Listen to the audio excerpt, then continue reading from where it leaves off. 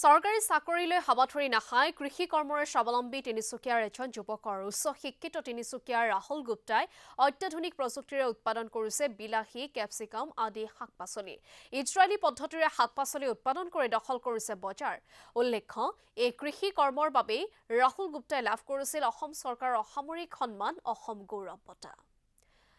আৰু সন্দৰ্ভত আছে আমাৰ সাংবাদিক জিতুল দত্তৰ এক প্ৰতিবেদন আগবঢ়াইছো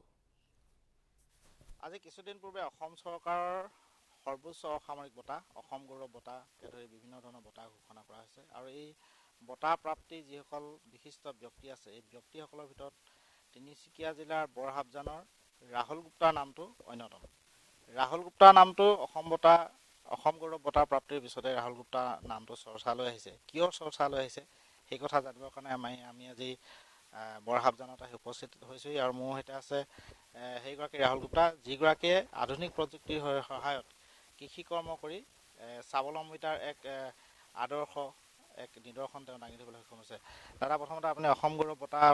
পোৱাৰ কাৰণে প্ৰতিদিন টাইমৰ ফালৰ পৰা আপোনাক শুভেচ্ছা জ্ঞাপন কৰিছোঁ বহুত বহুত ধন্যবাদ মই মানে আমাৰ মুখ্যমন্ত্ৰী ডাঙৰীয়াক মই বহুত ধন্যবাদ জনাইছোঁ মোক এই সেলেক্ট কৰাৰ বাবে আৰু বাকি আপোনাৰ থ্যাংক ইউ আপুনি আহিলে আৰু মোৰ ফালৰ পৰা মই যিমান সহায় লাগে মই আপোনাক আপুনি এটা কথা প্ৰথমতে জানিব বিচাৰিছোঁ আপুনি কৃষি কৰ্মত জড়িত হৈ আছে এজন উচ্চ শিক্ষিত ব্যক্তি হিচাপে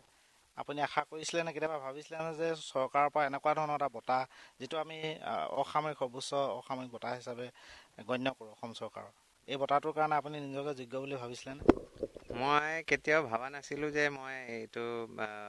এনেকুৱা বঁটা মই পাম তেনেকুৱা কিন্তু মই আগৰ পৰা মই কাম কৰি গৈছিলোঁ আৰু মই কামৰ ওপৰত বেছি ফ'কাছড আছিলোঁ যে মোক ভালকৈ কাম কৰিব লাগে আৰু কামৰ ওপৰত মই বেছি ফ'কাছ আছিলোঁ মই এৱাৰ্ডৰ কাৰণে কোনো মানে ভাবা নাছিলোঁ কিন্তু আজি মই এৱাৰ্ডটো পাই মেলি ইমানে ভাল পাই আছোঁ মোৰ মই চবকে কৈ আছোঁ যে মই এটা লাইফ টাইম এচিভমেণ্ট এৱাৰ্ড এইটো এতিয়ালৈকে মই ইমান ইয়াতকৈ আৰু কি মই কিবা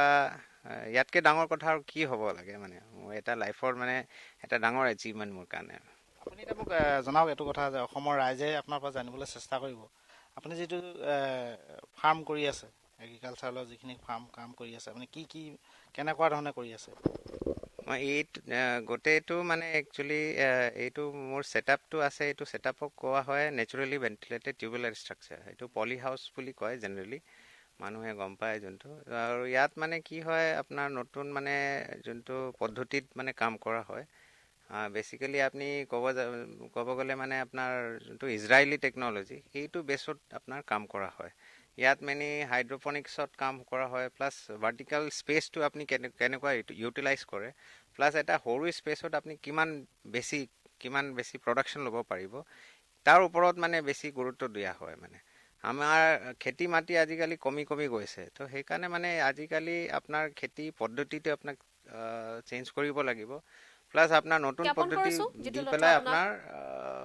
ধন্যবাদ জ্ঞাপন কৰিছোঁ জিতুল দত্ত আপোনাক আমাক দৃশ্যাংশ দেখুৱাৰ বাবে আৰু লগতে ইতিমধ্যে ৰাহুল গুপ্তাৰ এয়া আছিল মন্তব্য